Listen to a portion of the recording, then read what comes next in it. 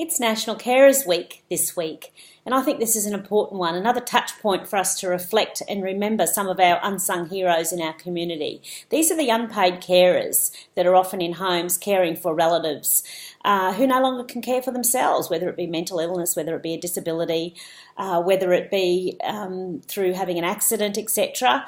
They're in their homes, often sacrificing their careers and some of the life that they would have led to be at home to care for loved ones. Now that's love in action, isn't it?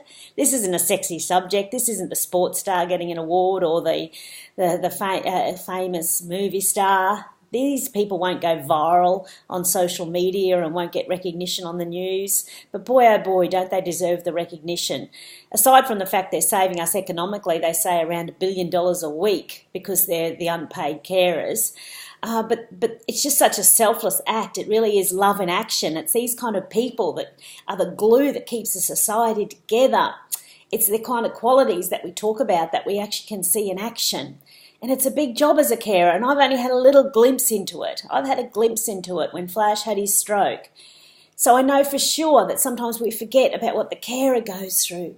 We forget that they're often themselves going through their own grief with the situation of seeing a loved one in this place. And then they don't have time to deal with that because they're too busy caring. And so there are so many emotions that don't get dealt with. And then there are days you wonder how you can do it.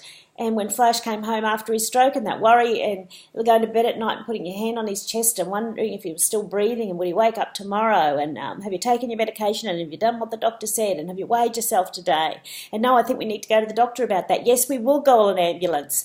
And no, is he okay today? I wonder if he's okay. I wonder if he's walked up to the shop. He hasn't called me. He should have called me by now. I wonder if he's all right. I should check on him. Have you taken your medication today? Yes, you do have to take. No, you can't have that wine.